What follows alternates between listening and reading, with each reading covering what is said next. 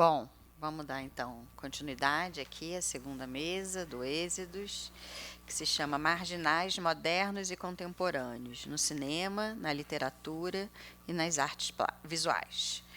Né? Então a gente vai seguir aqui a ordem da mesa, né? Começando com Camilo Soares, da Federal de Pernambuco, né? Que vai falar sobre deslocamentos marginais na China contemporânea nos filmes de... Como é que se pronuncia? Janko. Manda uma portuguesagem de Jazanque. Jazanque eu consigo, Jazanque, senão não vou conseguir. Não vai sair daqui. Bom, então vamos lá, eu acho que essa mesa, né, estamos... Boa tarde a todos. Eu fui incumbido dessa árdua tarefa de falar depois do almoço. Tentar não ser tão... Assim, ser o mais rápido possível para não adormecer a plateia. Infelizmente, eu também vou ter que ler, mas é relativamente breve, espero. Então, vamos lá.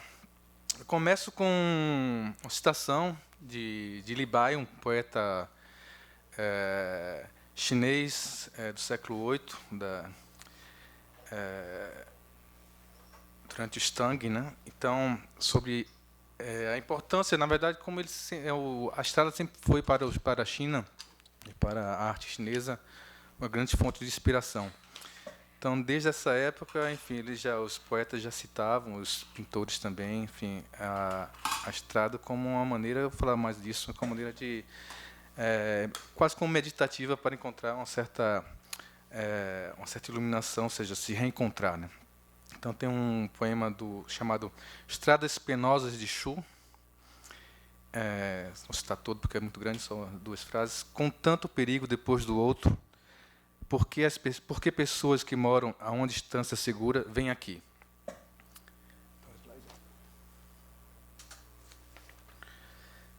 Ao chamar espaços de processo, Henri Lefebvre não só considera o espaço, né, uma produção do homem, mas, sobretudo, o tem como um fenômeno produtivo, reconhecendo que sua dinâmica gera mudanças, molda experiências e demanda narrativas.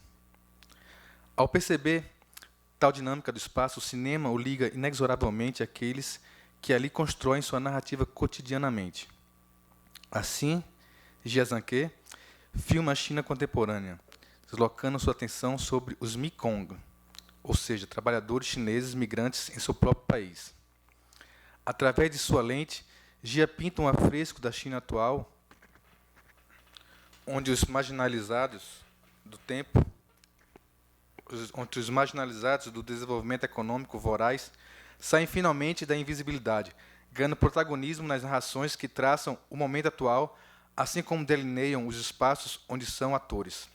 Digo atores, pois, além de ter o caráter de representação que atende à composição subjetiva do mundo e sua história através da arte, é um termo do urbanismo que indica grupos de pessoas que vivem, transitam e usam certos espaços no dia a dia. Nesse cinema, tais atores não ganham apenas voz, mas subjetividade diante de lugares inóspitos e desumanos decorrente da rápida mudança econômica de um país. Vale lembrar que o próprio diretor, o Jiazanke, advém de uma pequena cidade rural e vivenciou esse deslocamento, como bem lembra o filme de Walter Salles sobre ele, que é Jiazanke, um homem de Fenyang, de 2014.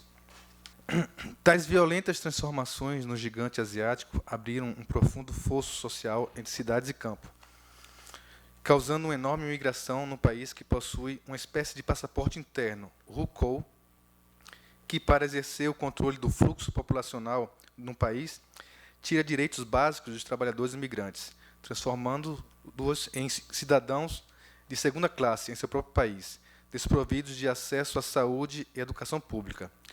Vem mudando, como tudo na China, né? As coisas estão mudando muito rapidamente. Hoje até as empresas já fazem pressão para que isso acabe, para que elas não percam alguns funcionários, digamos, alguns técnicos específicos, né? Mas, enfim, ainda é uma realidade que sofrem, né? Que os próprios migrantes, sobretudo os que vêm das zonas rurais, acabam vivenciando, né? Ou seja, eles vão trabalhar no lugar eles não têm mais direitos a, por exemplo, saúde pública nem escola para seus filhos, né?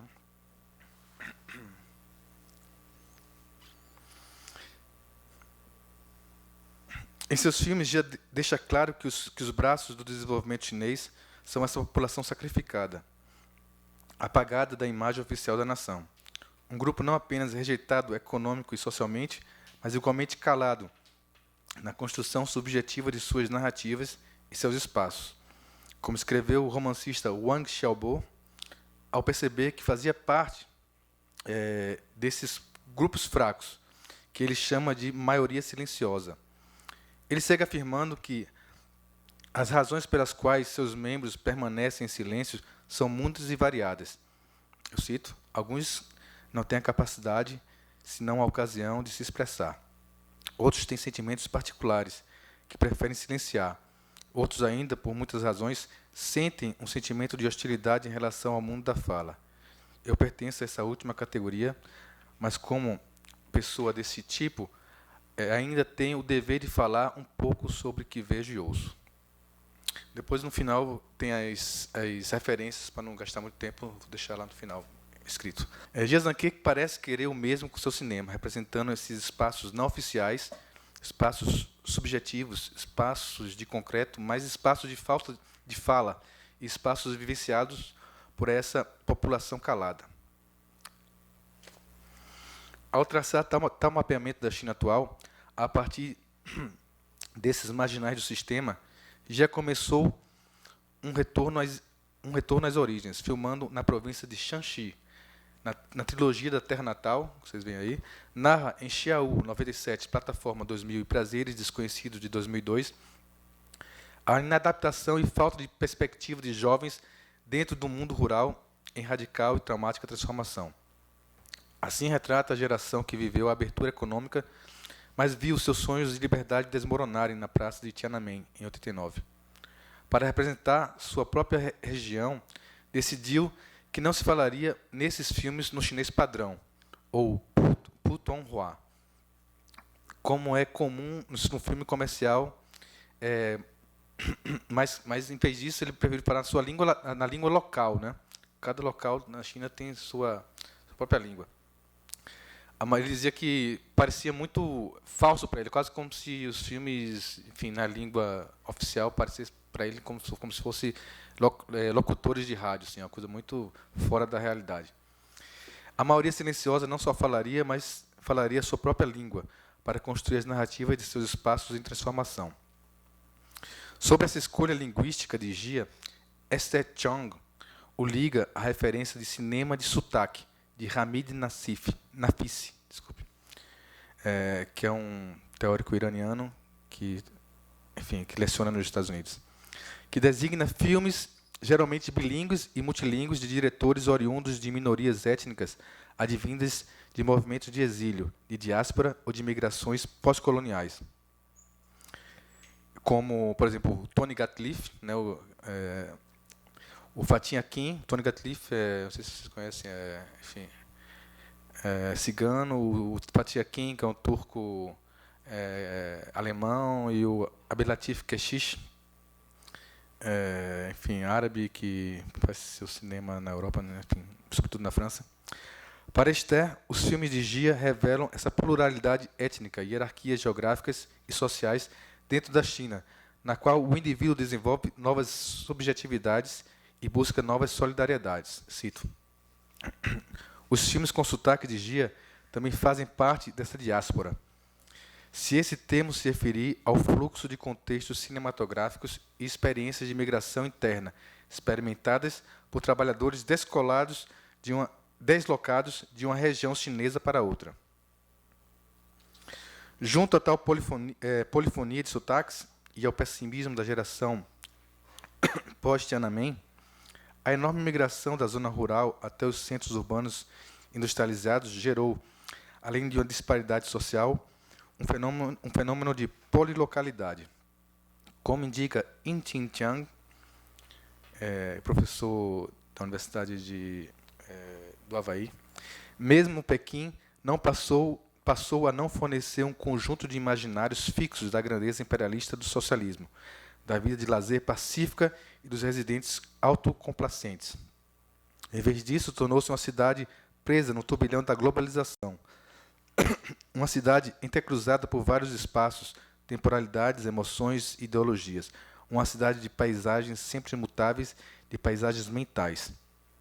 Tal processo é claro no filme O Mundo, passando por um parque temático na capital chinesa, no qual miniaturas de marcos turísticos mundiais são copiados em grande escala, firmando símbolos mundiais em detrimento da paisagem local. A pluralidade não vem, assim, apenas desses símbolos globalizados, mas da incorporação da mão de obra de trabalhadores imigrantes, que, apesar de serem o combustível desse sistema, são impossibilitados de usufruir de suas promessas. Um exemplo desse contraste é a cena em que dois trabalhadores imigrantes, o casal de namorados Tao e Tai-chan, do parque, conversam vestido com o uniforme de equipe de bordo e se dão conta que, para eles, conhecer tais lugares representados ali ou simplesmente obter um passaporte era uma pura utopia. Mais tarde, o operário migrante apelidado A Pequena, primo de Tai-chan, encontra no meio de um grande canteiro de obras onde trabalha a namorada de seu primo e diz que não conhece ninguém que viajou de avião. Ela tampouco. Apesar do slogan do parque ser um convite para conhecer o mundo em 24 horas, a realidade é bem distinta. Os trabalhadores desse não lugar nem sequer podem sonhar em conhecer os verdadeiros pontos turísticos, estando confinados nas ilusões de tais monumentos fakes. O problema de moradia é uma dessas claras amarras, que marcam tal abismo social.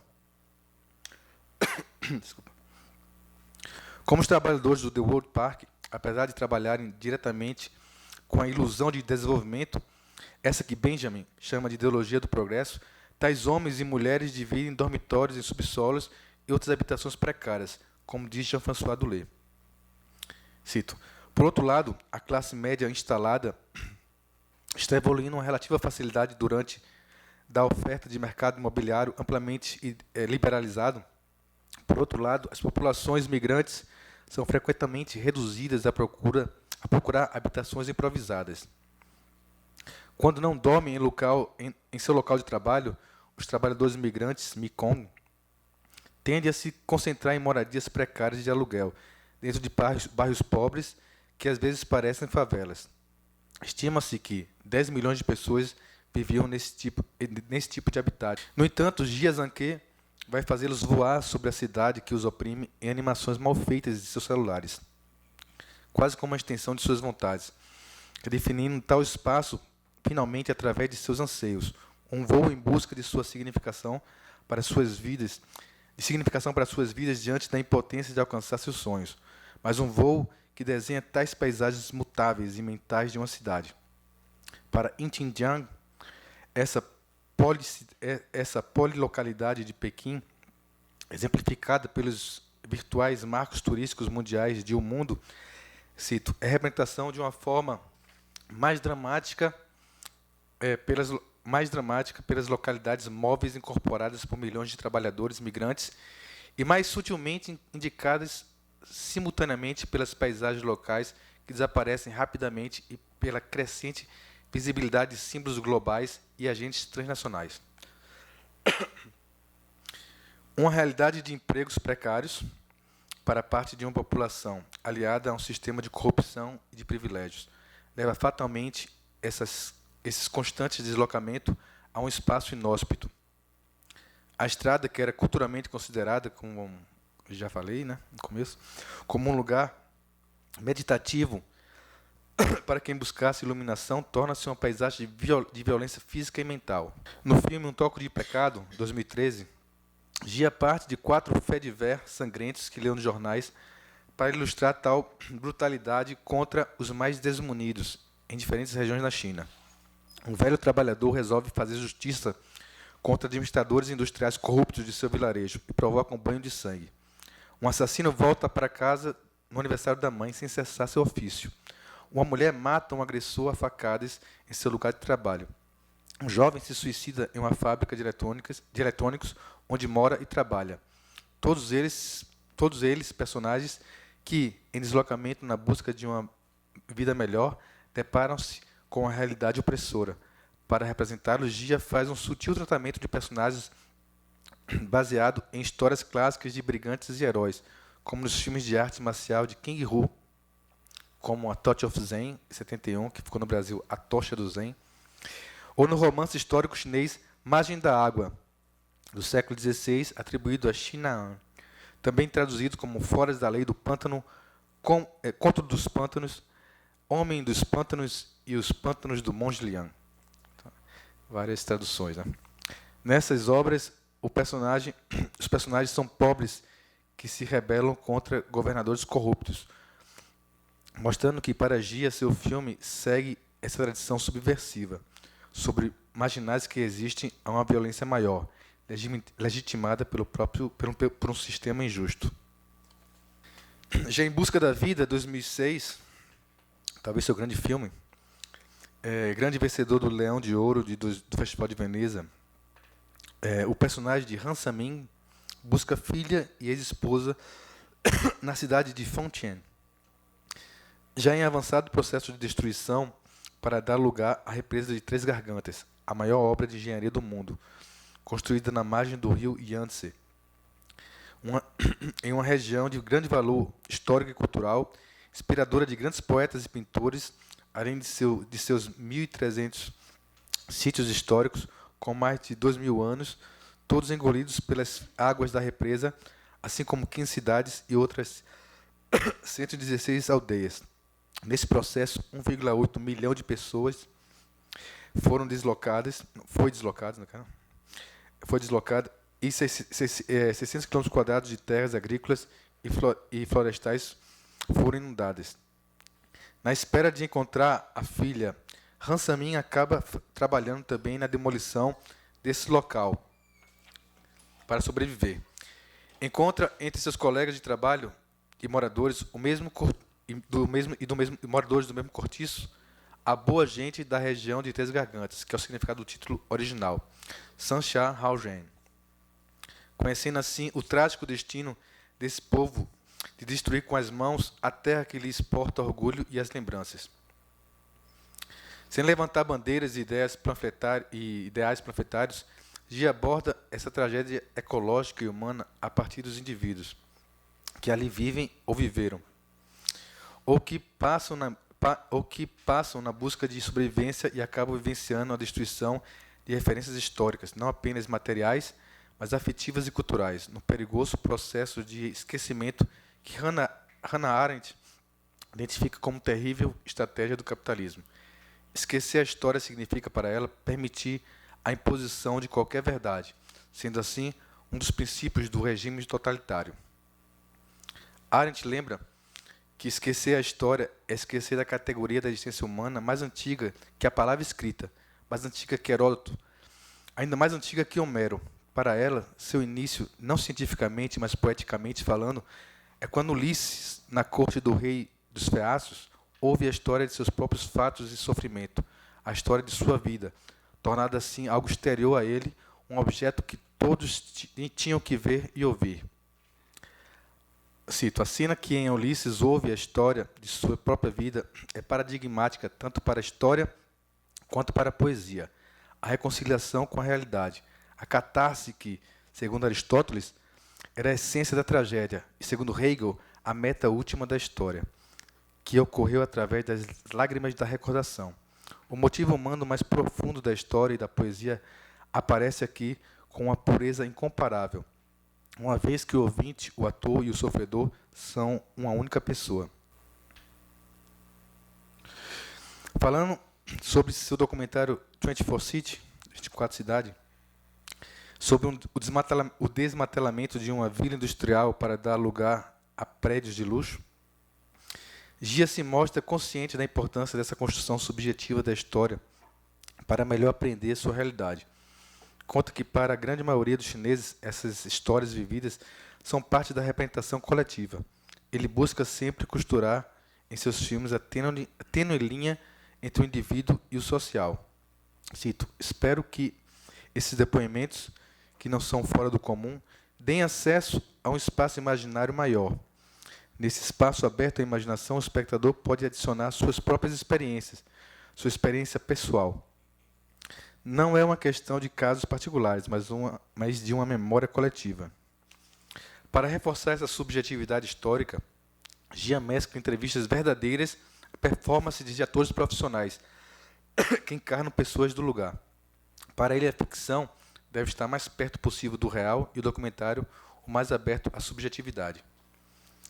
Voltando um pouco à literatura, para emendar de novo a lembrança pessoal com a memória coletiva, num trecho do conto Uma Vara de Pesca para Meu Avô, do escritor exilado Gao Xingtian, Prêmio Nobel da Literatura em 2000, que também expõe seu desalento sobre o apagamento, o apagar histórico na China contemporânea. Cito: a maldade é mais forte do que a bondade. Os santos, estudiosos e filósofos de todos os tempos e de todos os países. Disse: mas você ainda procura a bondade no coração humano. Uma vez saciado, os homens ainda podem atropelar suas memórias de infância, porque eles também podem ter tido uma infância que vale a pena lembrar. É uma verdade tão óbvia quando 2 mais 2 não é igual a 3. 1 mais 1 pode causar uma mudança quantitativa, mesmo qualitativa. Torna-se algo diferente, até estranho, mas isso nunca fará 3. Se você quiser se livrar desses tormentos gerados por uma ideia fixa, você tem que deixar a estrada de asfalto e esses novos edifícios, velhos, meio novos, meio velhos, ou quase velhos, em breve velhos, e nesses edifícios cobertos de árvores, dos quais apenas restam os ramos despojados de suas folhas.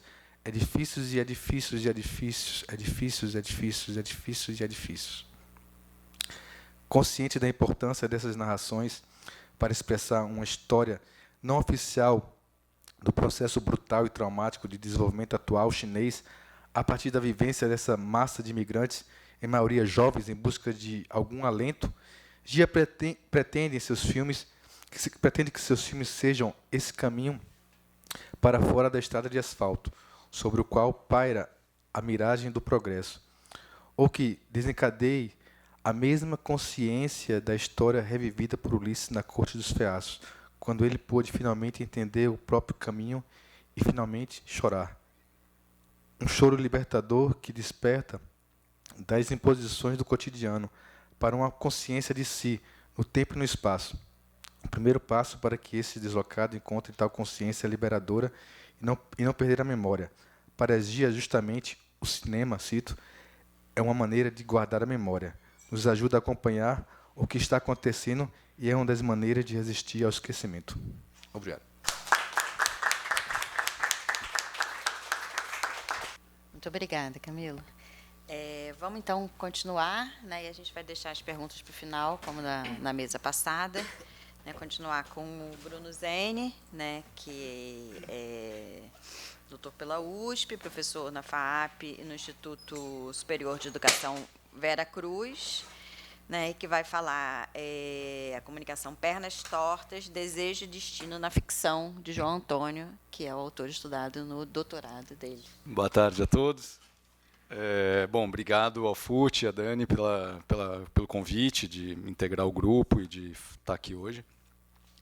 Eu vou falar do João Antônio, que é um autor que sempre me interessou muito desde a época da graduação.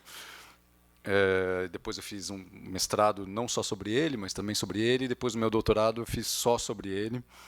Acabei publicando, em livro o doutorado, chama Sinuca de Malandro. Então quem tiver interesse pelo tema.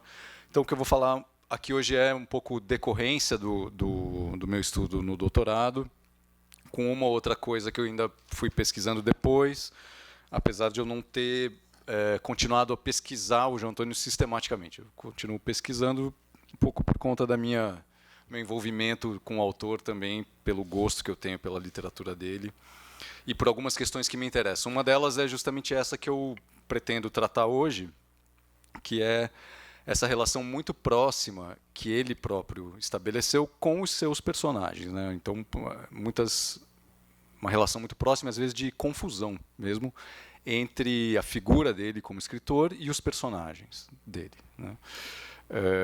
Especialmente os personagens masculinos, os personagens os jovens, esse personagem recorrente da literatura dele, que são os jovens de periferia, um pouco inadequados, que não se encaixam muito bem no contexto familiar e social do qual eles provêm. Tem muito a ver com a trajetória biográfica dele, né? O João Antônio estreou em 63 com Malagueta, Peruzzi e Bacanaço, vinha de uma situação familiar muito difícil, uma família muito pobre, da periferia de São Paulo, de Osasco, da região de Osasco, Presidente Altino, mais especificamente, uma localidade ali de Osasco. E a trajetória dele foi uma trajetória de relativo sucesso, fez muito sucesso nos anos 60 e 70, e depois, digamos que a popularidade dele caiu ou mudou, né? Então, um pouco isso que eu vou tratar hoje, porque nos anos 80 e 90 ele continua sendo um autor muito de muita projeção, mas de menos prestígio, né? Então, ainda muito popular, mas de uma maneira um pouco meio desprestigiada, né? Eu vou falar um pouco disso hoje, né? A produção literária de João Antônio notabilizou-se por retratar personagens marginalizados, boêmios e malandros, num período histórico, os anos 60 e 70, em que os níveis de criminalidade e de violência eram bem menores, ainda que a iniquidade brasileira já fosse escandalosa e explosiva. Um dos aspectos mais desafiadores da sua literatura é que ela se equilibra em uma tensão persistente entre a ficção e os gêneros da não ficção, sobretudo o jornalismo, a crônica e a autobiografia. Pode-se dizer que, para falar do Brasil e das promessas e ilusões brasileiras, no contexto de urbanização e modernização do meio do século XX, o autor escolheu personagens que eram um pouco ele próprio e colocou muito de si nos contos, retratos e textos jornalísticos que produziu. Alguns deles publicados em jornais, revistas e periódicos como Pasquim, Realidade, Movimento, o Estado de São Paulo, o Jornal do Brasil, entre outros. Desde o começo da carreira, o autor produziu contos que chamaram a atenção pela forma aberta e pela combinação de realismo e lirismo, com coincidências notáveis entre os protagonistas e alguns dados biográficos do escritor, especialmente nos textos em primeira pessoa, em que há muitas vezes deliberadamente certa confusão de identidade entre os protagonistas e o autor. Uma observação aqui, a gente não tem uma biografia do João Antônio, né? Então, as fontes biográficas são escassas ou muito desorganizadas. Eu fiz pesquisas no acervo dele, que está em Assis, na Unesp de Assis. Ele escreveu muitas cartas, né? Escrevia cartas, manteve correspondências longas com muitas pessoas, mas essas cartas também não estão sistematizadas, algumas estão publicadas, mas não muitas. E de estudo biográfico, a gente não tem exatamente uma biografia, mas o Rodrigo Lacerda fez uma tese, que é um estudo crítico e biográfico, que é até agora a principal fonte sobre dados biográficos do João Antônio. Não está publicado, é só uma tese que foi defendida lá na Teoria Literária, onde eu defendi também, com o mesmo orientador, com o Juca, né, com o Joaquim Alves de Aguiar. Então, gostaria de comentar aqui alguns textos de João Antônio em que essas tensões aparecem, né, entre realismo e lirismo, entre ficção e autobiografia, e às vezes jornalismo, adotando uma ênfase em um tema recorrente da sua obra, a errância dos personagens, o hábito de caminhar sem rumo, algo que Alfredo Bose chamou de ânsia deambulatória dos protagonistas de João Antônio. Esse costume de andar, meio sem destino, aparece em muitos de seus contos e ganha também uma espécie de metáfora significativa e central para sua ficção na imagem das pernas tortas. O caso mais conhecido é o do conto longo Paulinho Perna Torta, em que o epíteto do personagem, perna torta, também dá título ao relato e corporifica o andar tortuoso do protagonista. Mas esses personagens erráticos, meio gauches, aparecem do começo ao fim da carreira dele, em outros textos, né, como Afinação da Arte de Chutar Tampinhas, que eu vou comentar aqui. O título é ótimo, né? Malagueta, Peruzzi e Bacanaço, talvez o texto mais conhecido do autor, né, e que dá título ao livro de estreia. Abraçado ao Meu Rancor, que é um texto excelente dos anos 80, daí já é um texto, digamos, É estranho a gente falar disso, né, de um texto de maturidade, de um texto tardio, porque ele morreu muito jovem, né, morreu com 59 anos, em 96, né, Abraçado Meu Rancor é de 86. Né. E um outro texto que eu vou comentar brevemente aqui, chamado Uma Força, que também está nesse livro da década de 80.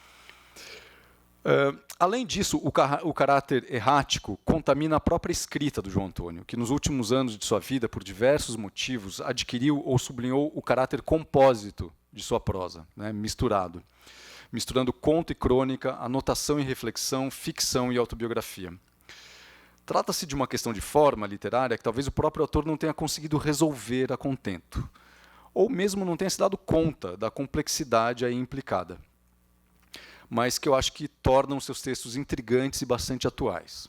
Isso é um tema também que eu acho que a fortuna crítica do João Antônio ainda não conseguiu cobrir direito. Quer dizer, essa tendência dos textos finais para uma espécie de mistura de gêneros. Né? Porque ele sempre bateu muito nessa tecla, né? Como ele se vangloriava de ser uma espécie de criador do conto-reportagem, né? Gostava de escrever de uma maneira desarrumada, mas nunca... Os textos teóricos dele, né, vão muito mais para o caráter, digamos, empenhado da literatura dele do que para questões formais. Né. Mas isso é uma das coisas que eu acho que ainda precisam... Enfim, demandam um pouco de atenção na literatura de João Antônio. Como essa mistura de gêneros criou uma forma narrativa que não é nem ficção, nem crônica, nem autoficção. É algo que ainda pede um certo estudo, né? Uma aproximação crítica. Começo aqui, portanto, comentando a Afinação da Arte de Chutar Tampinhas, um dos primeiros contos escritos pelo autor e que está no seu livro de estreia, Malagueta, Perus e Bacanaço, de 63. Trata-se de um conto relativamente longo, 10 páginas, a depender da edição, que se divide entre o momento presente do protagonista e momentos do seu passado, sobretudo infância e juventude. Os dois tempos vão se alternando e o passado vem em flashback. Né? O protagonista, que é também o narrador, mas de quem não conhecemos o nome, evoca algumas passagens de sua vida. Os tempos em que jogava bola e tocava samba de improviso com um grupo de meninos da sua idade. Uma namoradinha de infância, que tem o curioso nome de Aldônia.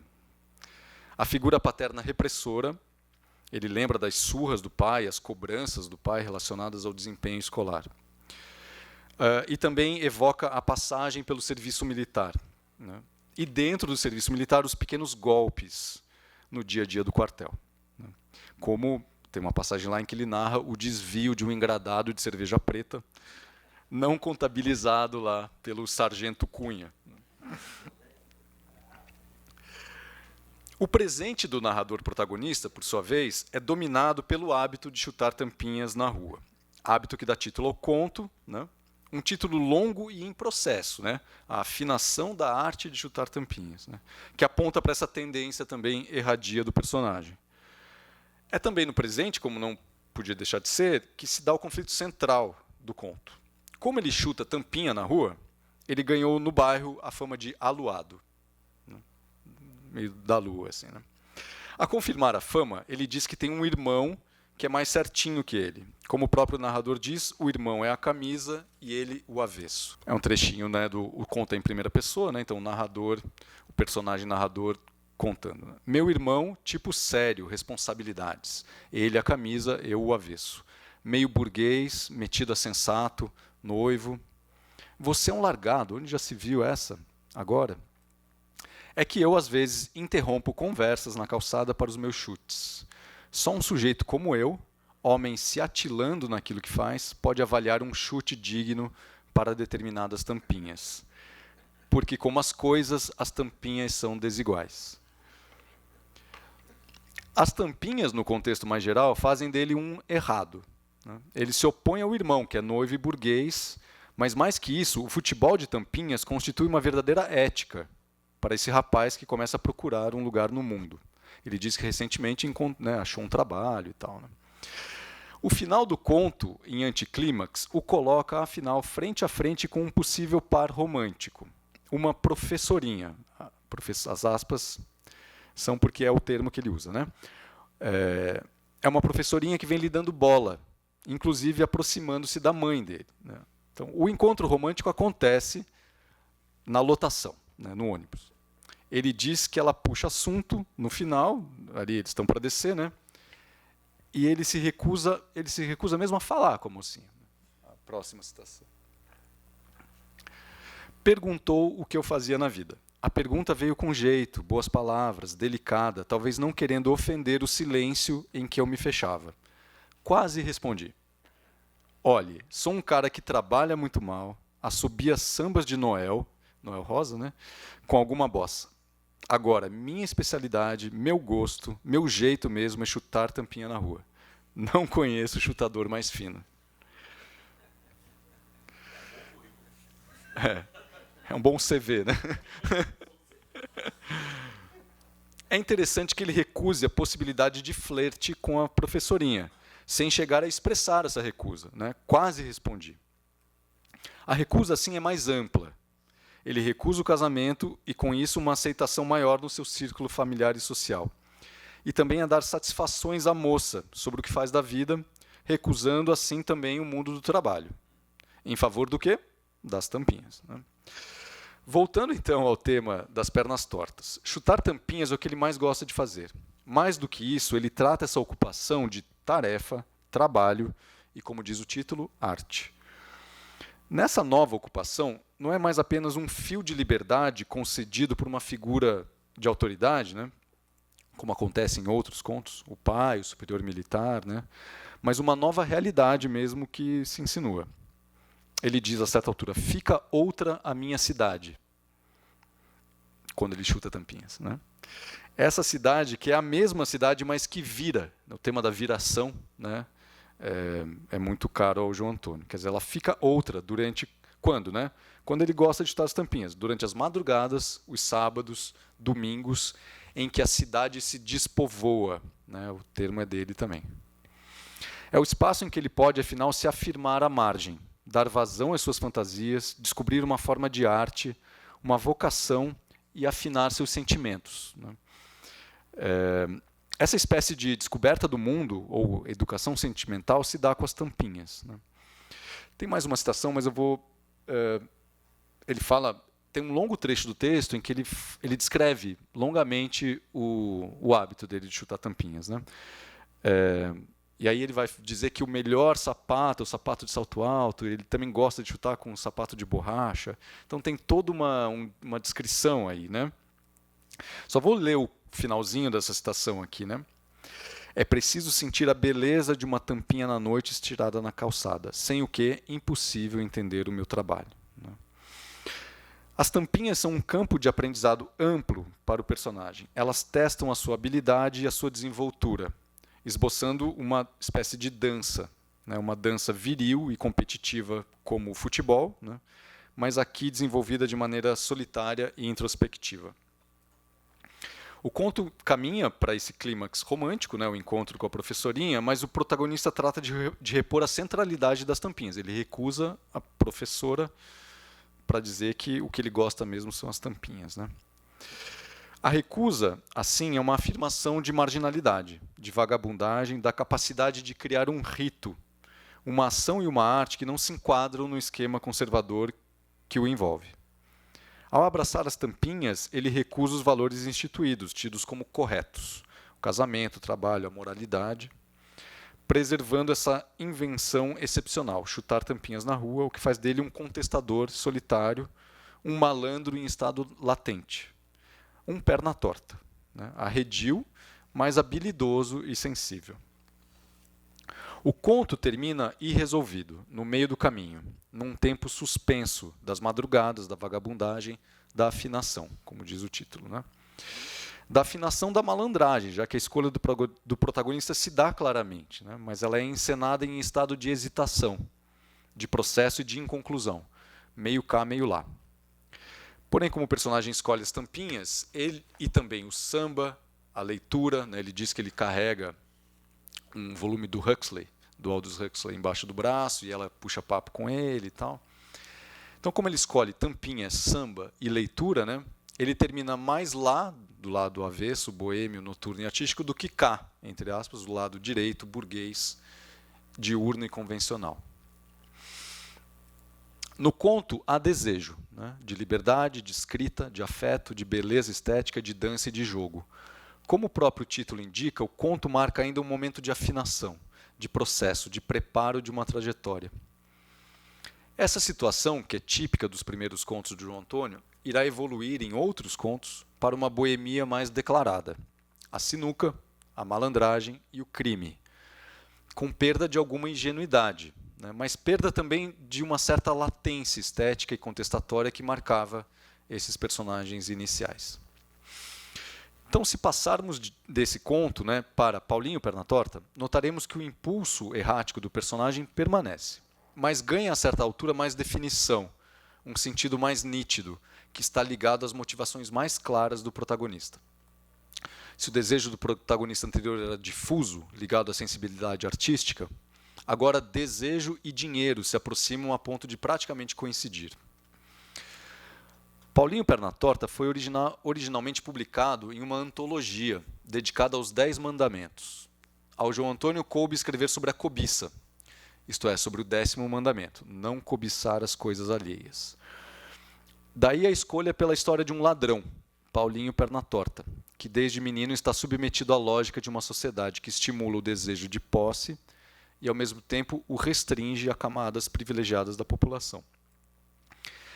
Paulinho cresceu na rua, na Viração, trabalhando como engraxate na região das Estações da Luz e Júlio Prestes, centro de São Paulo. Depois, ao longo da trajetória, e é isso que o conto conta, né, o conto vai narrar justamente a trajetória dele de menino de rua a traficante de sucesso, né? Ele se torna cafetão, empresário do jogo, pequeno comerciante de tóxicos. O conto se passa nos anos 60, né? Então ainda não se fala em cocaína, por exemplo, né? Fala-se tóxicos, barbitúricos, né? Os termos são engraçados. Mas aí ele ascende, finalmente, a uma carreira de traficante internacional. Ele vai a Buenos Aires, vai ao Uruguai com essa carreira de comerciante de tóxicos, né?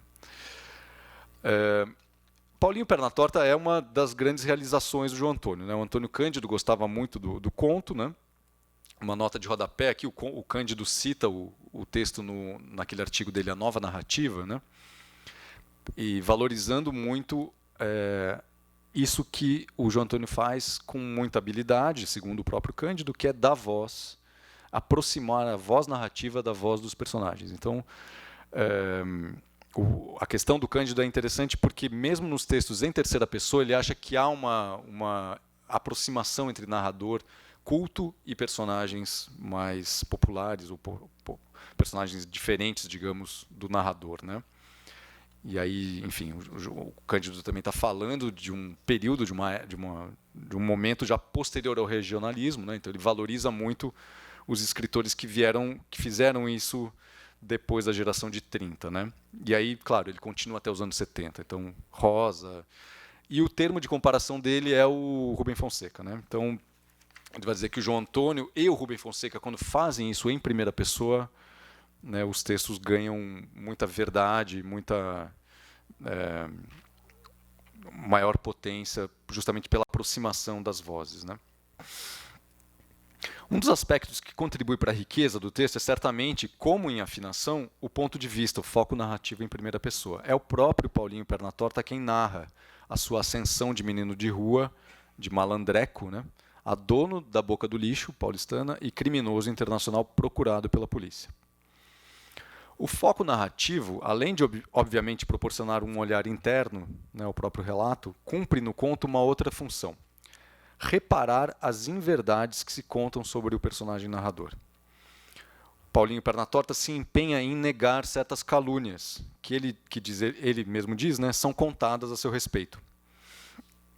Nesse embate estão o protagonista, de um lado, e de outros oponentes que espalham falsidades a seu respeito e que encurtam-lhe o nome, né, de Paulinho Duma Pernatorta para Paulinho Pernatorta. E ele diz, vai chegar a altura que vou ficar conhecido só como Pernatorta, né? E quem são esses oponentes, né? A imprensa, a polícia e os outros malandros, né, criminosos, né? A questão inicial e principal, entretanto, não é essa mentira, né, que corre em seu nome, mas justamente a ameaça ao seu nome de guerra, né? Ele ganhou esse apelido depois de uma briga na zona do Meretrício em que ele é golpeado na perna, né, e ele passa a mancar. E é por meio desse nome de guerra que ele ganha fama, mas ele também fica marcado, né, passa a ser alvo dos inimigos, da malandragem e da polícia. A perna torta, então, mais do que aquele hábito de chutar tampinhas na rua, é a um só tempo, né? Ela é real, marcada na carnalidade do personagem, é índice simbólico de negatividade, né, na conduta criminosa, e é algo que faz dele um nome, né, conhecido e temido na malandragem, mas também alvo fácil para a polícia.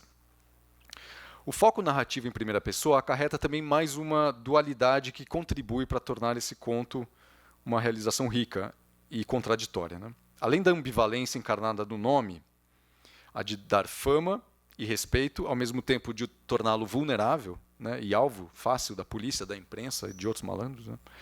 Outra ambiguidade marca o relato. Uma combinação de ferocidade, né, muito violento, e de lirismo, né, de violência e de certa candura, que marcam a personalidade do Paulinho Pernatorta. Ele é um bandido bonitão, né? Tem olhos verdes, pinta de galã de cinema italiano, e é chamado de meu modelo pela Ivete, que é uma das primeiras mulheres que, a certa altura, ele passa a agenciar como prostituta, né? Então, de início de hábitos assim meio desinteressados e inocentes, né, ele narra longamente os passeios de bicicleta e tal, ele passa a criminoso, voraz e violento, né?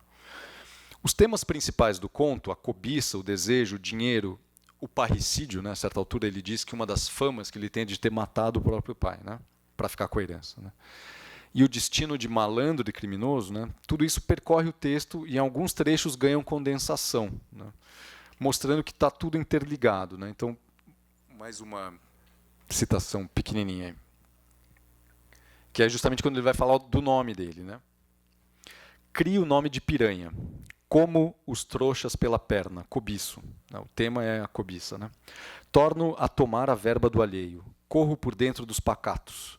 Há tipos basbaques, pivetes ainda, aprendizes principiantes na roda da alta malandragem, que vêm de longe para me espiar jogando carteado. Porque atiço os dedos e vou ao jogo alto, não querendo nem saber se ando certo ou errado. Vou lá. Sou um relógio. Mamo a grana. Meu nome corre. É bem diferente da hesitação do protagonista anterior, né? Quer dizer, aqui, digamos que o destino, né? Ou as motivações estão muito mais determinadas, né? O diz que diz me exagera, começa a me pintar de negro. Anda por aí que por uma herança matei meu pai. Trouxas. O diz que diz não está me dizendo nada. Fama não me ilude e não me estorvando, interessa é a grana. O foco narrativo rende, a certa altura, também momentos de reflexão e tomada de consciência, né, como o final da narrativa. O protagonista melancólico irá questionar sua situação e, mais que isso, a própria trajetória. Meu nome é ninguém. Paulinho de uma perna torta, de quem andam encurtando o nome por aí, é uma mentira. Como foram Saracura, Marrom, Diabo Loiro, Bola Preta. E como são esses de hoje em dia, donos disso e daquilo, da putaria, do jogo, das virações. A gente não é ninguém, a gente nunca foi. A gente some apagado qualquer hora dessas em que a polícia ou outro mais malandro nos acerte. O que é que eu tenho feito? A gente pensa que está subindo muito nos pontos de uma carreira, mas apenas está se chegando mais perto do fim. Paulinho Pernatorta vai se tornar um ninguém, destino de todos os bandidos de origem pobre. A dimensão coletiva dessa catástrofe anunciada é expressa na narração do personagem, que fala em nome da malandragem e bandidagem. Paulinho Pernatorta percebe a ambiguidade insolúvel relacionada ao seu nome de guerra. É apelido que lhe deu fama e tamanho, e é o nome que será perseguido, amputado e apagado. O nome que corre é o nome que encurrala. E como o nome é a identidade e está inscrito no corpo do protagonista, é um nome do qual o personagem não pode se desfazer. Se avançarmos agora para os textos tardios do autor, né, veremos como a forma do conto e da narrativa vai se esgarçando. Isso é evidente em um dos textos mais conhecidos do autor, Abraçado ao Meu Rancor, em que coincidem ação e reflexão do narrador protagonista. Nesse texto, um personagem que lembra em tudo o próprio João Antônio volta do Rio para sua São Paulo natal para fazer uma reportagem sobre o turismo de negócios. Em vez disso, em vez de fazer a reportagem, né, ele percorre seus lugares de predileção na cidade, atrás dos antigos salões de sinuca e de um sambista desaparecido, Germano Matias. Né? Aos poucos, ele vai anotando as mudanças pelas quais passou a cidade, em um lamento pelas transformações que demoliram as antigas construções e excluíram os personagens boêmios. Aqui eu vou comentar, não esse texto, que é um texto longo, né, mas um outro texto que está no mesmo livro, Abraçado ao Meu Rancor, chamado Uma Força. O livro é de 1986, né, e Uma Força retoma uma série de elementos dos textos de juventude. Ele narra um episódio curioso, o encontro do narrador com um cágado, nas ruas da Vila Ipojuca, zona oeste de São Paulo. O conto parece uma retomada dos contos de juventude. É um protagonista narrador jovem que vive com a família e relembra uma amiga de nome Aldônia, aquela mesma lá do Afinação da Arte de Tampinhas. O encontro com o bicho é narrado de maneira bem sintética, sem nostalgia ou euforia. O personagem decide levar o jabuti, né, o cágado, para casa. Cito o trecho do conto em que o narrador, protagonista, afirma sua identificação com o animal encontrado, que se torna uma espécie de bicho de estimação. Tinha um não sei quê de sabedoria e sofrimento, e isto me encantou. De pronto lhe quis bem, e era como se já o tivesse conhecido, lá antes e depois da lenda dos jabutis. Ah, cágado, passa a viver como pessoa da família e a ser vivente meu. Em casa todos tiveram medo do cágado, mas quiseram dar-lhe um nome. Disseram, reboliço, muitas bobices, e a menor foi aquela de que eu o batizasse com o imperial nome de Maximiliano. Nada disso, meu cágado é o cágado. O cágado. Vão nesse nome sofrimento e anonimato. O mesmo anuviado andante que nos uniu num instante duro, lá numa subida de Vila Ipojuca. Afora o que, Maximiliano é nome de imperador, e não gosto de imperadores. Avesso a grandezas e importâncias como o cágado, pendo para as criaturas e viventes que se mexam com humildade e tenham tolerância, humanas e boas. Como o cágado, que se alimenta da sua persistência. A vida lhe deu longo tempo de existência e dura carapaça, além de olhos atentos. A escolha do cágado, uma espécie de animal totêmico que revela as predileções e concepções de mundo, né? Então, não sei que de sabedoria e sofrimento, né? Mostra que o narrador de João Antônio, à medida que o tempo passa, escolhe continuar a caminhada, mas em ritmo menor, né? Em uma aposta menos fantasiosa. Os termos que ele colhe na rua, né? Tal qual faz como o cágado, são persistência, humildade e aversão a grandezas e importâncias. E até a escolha de um nome tautológico e anônimo, né, meu cágado é o cágado, revelam uma certa recusa, né, da fantasia, da fama e da vaidade. A escolha pelo anonimato é decisiva, né, tendo em vista a importância do nome para a ficção do autor, como a gente viu, né, Paulinho Perna Torta, por exemplo. Uma força, assim, então, uma espécie de um testamento, né, em que algumas forças que impulsionavam os personagens da ficção são confrontadas com uma nova forma de andar. Uma caminhada paciente, persistente, vagarosa e humilde, sem ambição, voltada para si própria. Para terminar, então, eu só queria comentar um pouco algumas coisas que aconteceram com o João Antônio no final da carreira dele. Né, que uma das coisas que sempre se comenta é que o final foi meio melancólico, né, e isso é confirmado pelo fato de ele ter sido encontrado morto, né, dias depois, né, no apartamento dele, que ele chamava de Falso Mirante, em Copacabana. E o fato de ele nunca ter desenvolvido alguns projetos que ele acalentou. Então, por exemplo, nunca escreveu um romance, né, sempre escreveu textos curtos. Né. O final da vida dele, ele passou a publicar alguns contos. Essas imagens aqui são as imagens das edições mais recentes da Kozak. Né, ele vinha sendo publicado pela Kozak. Então, vocês podem ver como tem um tratamento visual aí limpo, cool, bonitão, como eram os livros da Kozak, né? E o contraste com os livros dos anos 80 e 90 é gritante, né? Que são os livros que ele publicou, né, com essa roupagem um pouco infanto-juvenil ou paradidática, né? E não são textos infantis nem paradidáticos, são os mesmos textos que ele vinha publicando, né? Então, nos anos 80 e 90, o João Antônio fez uma certa aposta, né, que tinha a ver com talvez uma ideia de tentar se reinventar como um autor popular, mas não com a fama que ele tinha tido nos anos 70 e 60, né? Vendeu muito, né? Frequentou a lista de mais vendidos, mas por um caminho editorial duvidoso, né? E incerto, né? Ao mesmo tempo tem essa contradição, né? Vocês vejam com essa contracapa em que aparece ele, né? Essa contracapa desse livro, do Dedo Duro, né?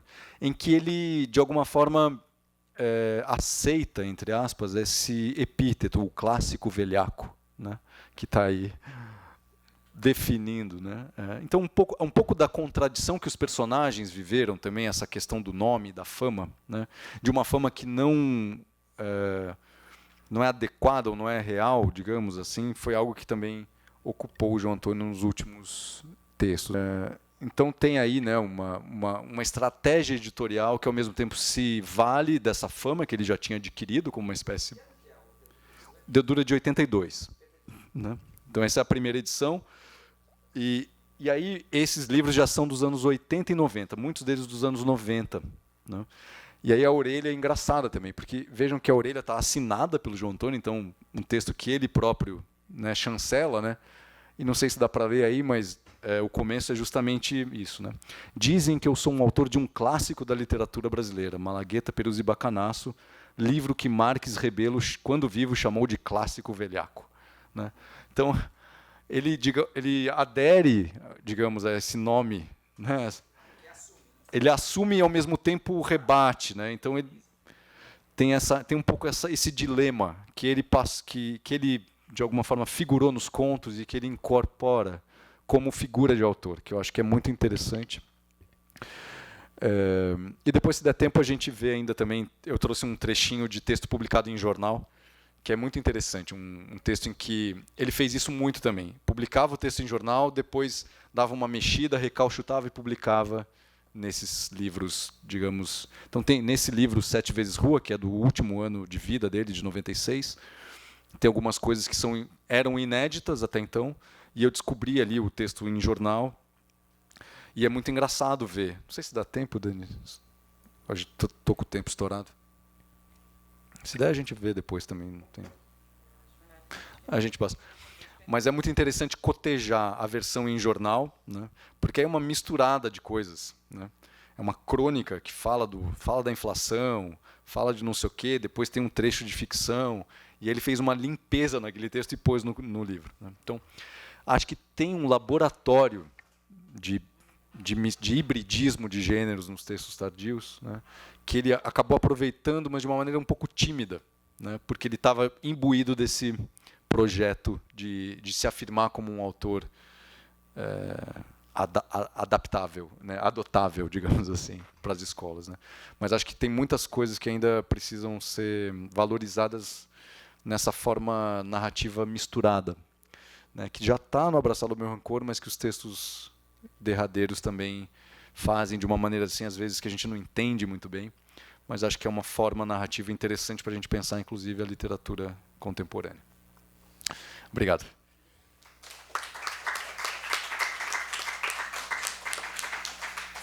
Bom, obrigada, Bruno. A gente vai passar, então, para a fala, comunicação da Marília Malavolta, que faz pós-doutorado aqui na Unicamp, sob a supervisão do professor Fucci. E ela vai apresentar para a gente a comunicação Transarte Brasil, mecenato excêntrico e extemporâneo de Maria Helena Pérez de Oliveira, que está sentada ali. Né? E que é um tema que foge, né, ao objeto do pós-doutorado dela. Maria. Boa tarde, quero agradecer a presença de todos, especialmente ao convite do grupo. Né? É uma honra poder participar desse rol de discussões, né, que a programação aí já nos colocou, nos adiantou, enfim. Vou começar pelo título, como apresentação assim de eixos de discussão que eu quero colocar, e já adiantando que estão completamente abertos por conta de haver aí um trabalho, uma pesquisa em processo, né? Como a Daniela colocou, a gente tem a presença, inclusive, também muito honrosa, da Maria Helena Pérez, que evidencia como são, enfim, questões absolutamente postas para, enfim, em aberto, né? Bom, a Transarte Brasil é um espaço expositivo que funciona como residência artística também. E antes de colocar propriamente seus detalhes, eu gostaria de fazer uma apresentação da Maria Helena em relação ao que ela representa na execução desse trabalho da Transarte, né? Então, ela é a idealizadora, a mantenedora dessa galeria de arte radicada em São Paulo, na Vila Madalena, em pleno funcionamento, como eu estou colocando aqui, um funcionamento em termos de pesquisa, né, de exposição, de abrigo de determinados artistas e, especialmente, de pesquisa. Bom, a Maria Helena, ela é formada em Química, tem bacharelado, licenciatura em Química.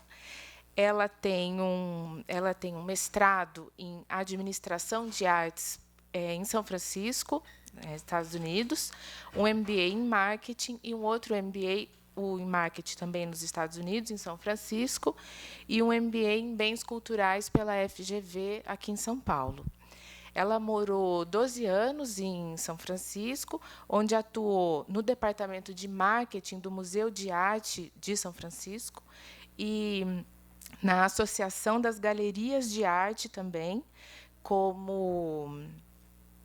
sobretudo na questão também na Associação das Galerias de Arte de São Francisco, na produção de catálogos e viabilização de exposições, etc., né? Então, a Maria Helena está à frente da arte do ponto de vista não só apreciativo, mas na atuação como pesquisadora, né? Bom, esse título eu fiz um título bastante colado à própria proposição inicial do Êxodos, né? Núcleo de Estudos sobre Produções Culturais Extemporâneas e Excêntricas na Era dos Extremos, Brasil, América Latina e outras regiões. E eu coloquei aí como um eixo primeiro o mecenato excêntrico e extemporâneo da Lena Pérez. Então, são dois pontos aí de discussão que eu me proponho a colocar, a abrir aqui, né, para o nosso debate.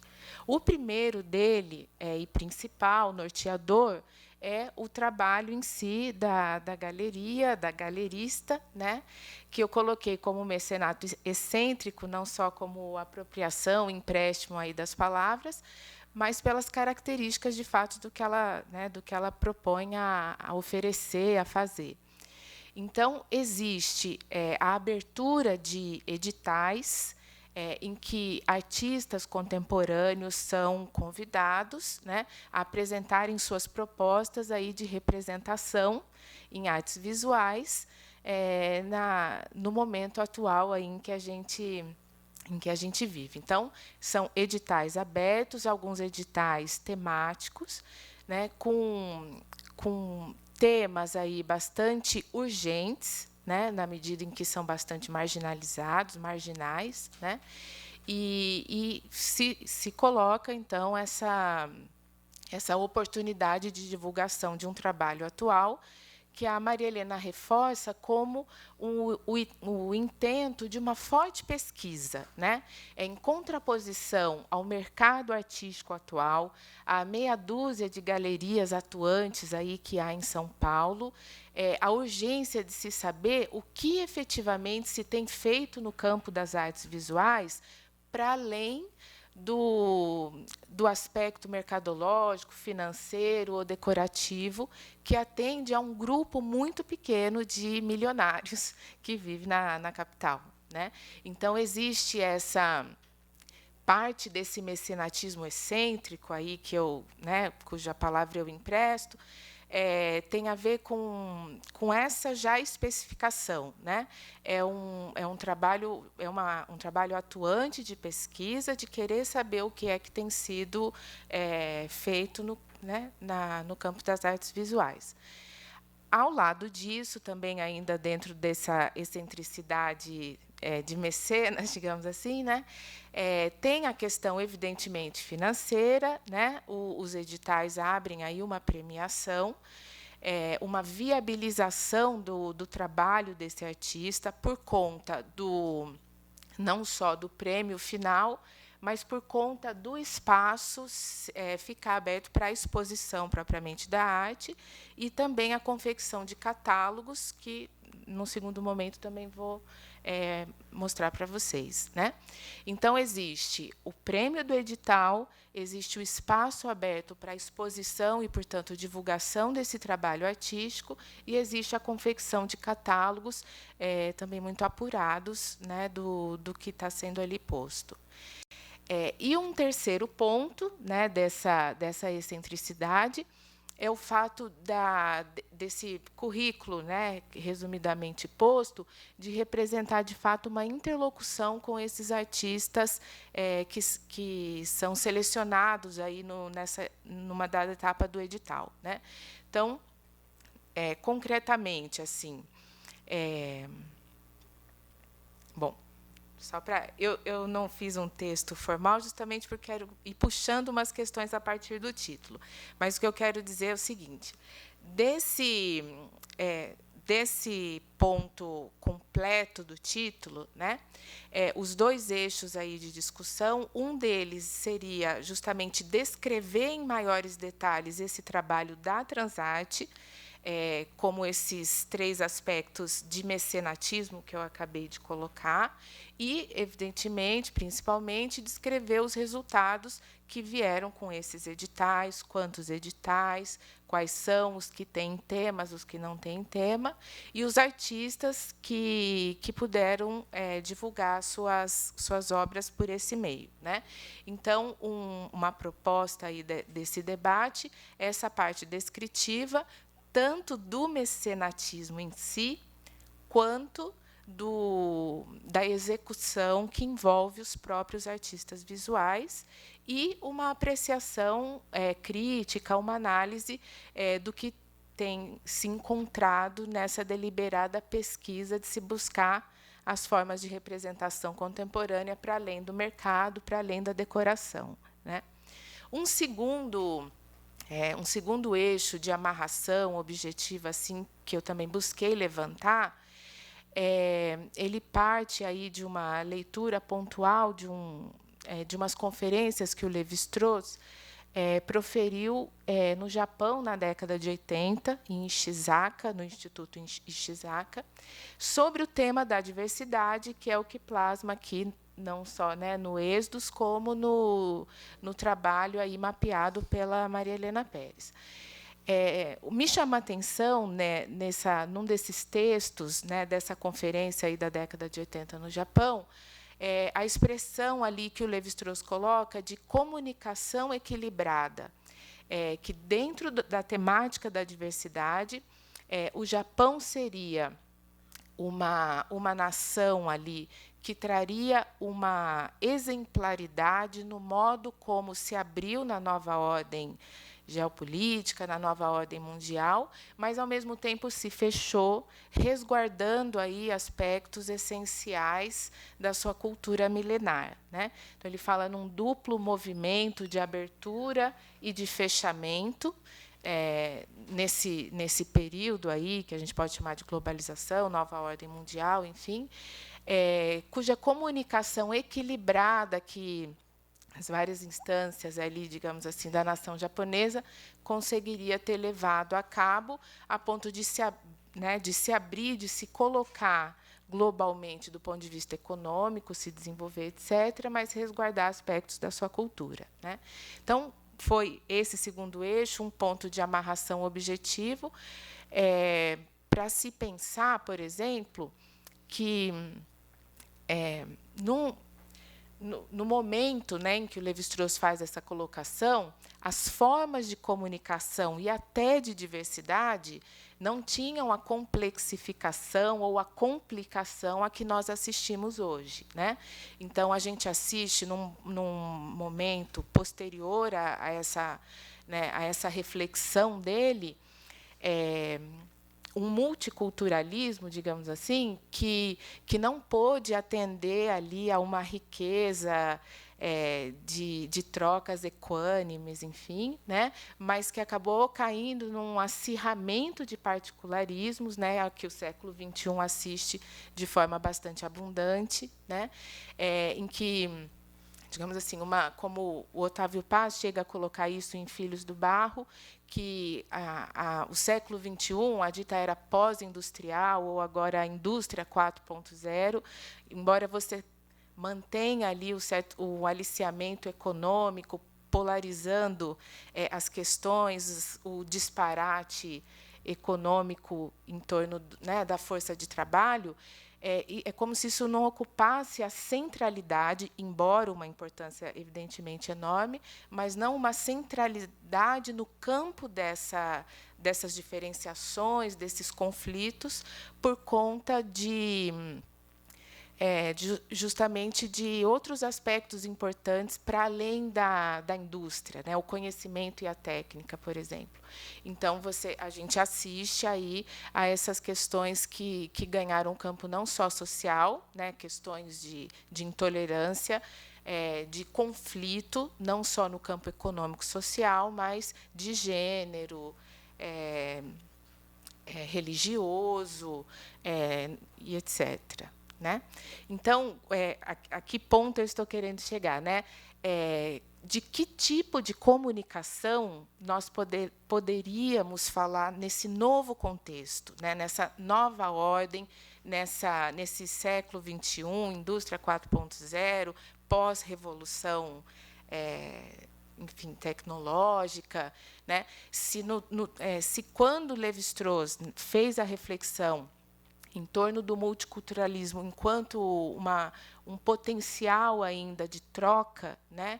E depois a gente assiste a esses acirramentos de particularismos e essa pulverização de intolerâncias, de rejeições, de adversidades, né? A que tipo de comunicação a gente poderia se reportar hoje, né? Como se comunicar com essa diversidade, como que essa diversidade se comunica, se haveria uma forma de não propriamente ideal, né? Não se trata de forma alguma de supressão, mas de compreensões, enfim, né? Bom, esse aspecto para o campo que eu trouxe em específico, né, da Transarte Brasil e do trabalho de execução da Transarte, eu identifico também no fato de toda essa comunicação proposta de pesquisa para posterior divulgação vir no campo, por exemplo, do Facebook, né? Todos os editais lançados, os editais temáticos, foram lançados pela rede, que conta aí com um número de seguidores significativo, mas nem sempre também correspondente aos resultados depois que se vê na própria exposição física, etc. Né? Mas, como eu disse no comecinho, são questões em aberto, porque o trabalho está acontecendo, a pesquisa está em campo, né? E, enfim, eu pego esses dois contextos, né? Um ponto inicial do Lévi-Strauss na década de 80, mostrando como que o Japão, exemplarmente, teria lidado com a comunicação de modo a se abrir, a se fechar ao mesmo tempo, né? Mas, a partir disso, pensar a comunicação num outro contexto e as suas várias formas complicadas e mais complexas hoje, no que diz respeito ao multiculturalismo e a esses acirramentos que se pulverizaram para muito além da questão de uma força de trabalho, né? Acho que esse é o ponto. Espero que esteja claro, uma vez que eu, né, preferi falar ali, né? Bom, Sendo esse os dois pilares objetivos aí dessa proposta que eu coloquei,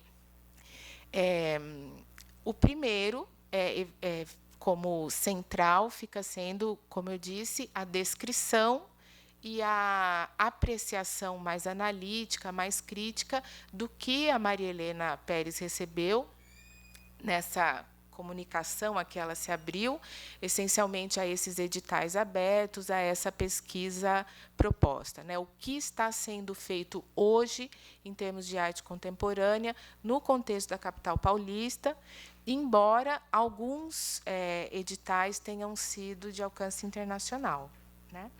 Então, agora eu passo para uma parte mais palpável, mais descritiva, mais permeada pela apreciação, e convido-os para esse percurso. Assim, só um minutinho. Primeiro, aqui estão os editais que muito gentilmente a Helena Pérez trouxe em número maior para que, conforme o interesse, todos nós possamos olhar, né?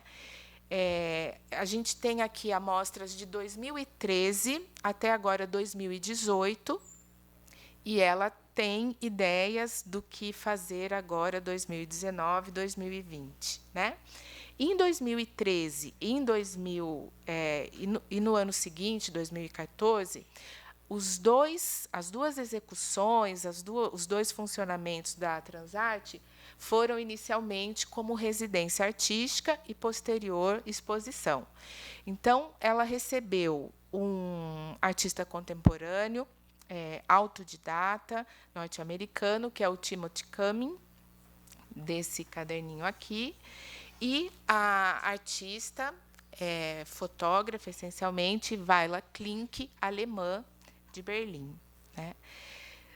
São trabalhos fortíssimos, assim, com grande domínio de técnica, né? Cada um no seu campo, ele pintando em acrílico sobre madeira e a Vaila Klink com a questão da fotografia. Depois desses dois iniciais, foram abertos pela Transarte 4 editais temáticos. Além do Timothy Cumming e da Vaila Klink, tem um terceiro de residência artística, que é da Silvia M., que também está circulando por aí, que trabalha com algo mais manufaturado, digamos assim, com bordados. Em todos os casos, né, a presença de muitas formas limites assim de representação. E a Silvia M., embora brasileira, também passou pela residência artística, né? Depois, que também estão circulando, aí sim nós temos 3 editais abertos. O primeiro, posterior a essas residências artísticas, o edital Apoio São Paulo, que é atemático, né? Um edital de apoio ao que eles receberam com a abertura. Depois, o edital LGBT, que trouxe, por exemplo, as obras da Bia Leite, né, que foi, portanto, posta em cena assim, maior pela Transarte, né, e que foi alvo aí de uma grande polêmica na exposição Queer Museu, há uns anos atrás. E também, depois disso, a Bia Leite fez uma exposição individual na Transarte, e um outro também completamente urgente, um outro edital, que é o Imigração por um Mundo Sem Fronteiras, né, que estão, portanto, aí com vocês.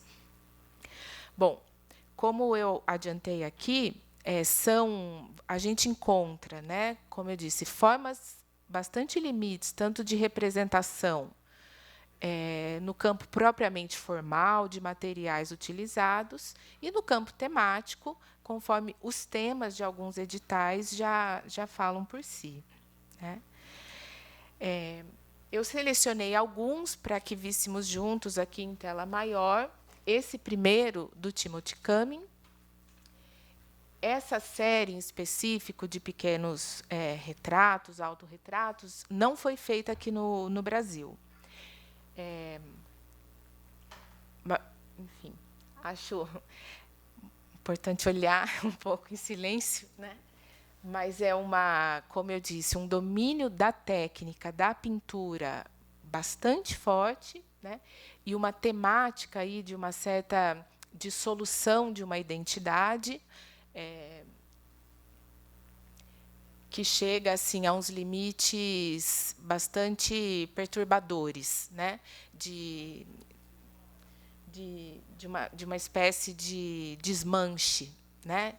Facial, plasmado aí, evidentemente, no tema da identidade. Pode passar, por favor? Esse, também, do Timothy Cumming, é também bastante relacionado à questão da imagem, do retrato.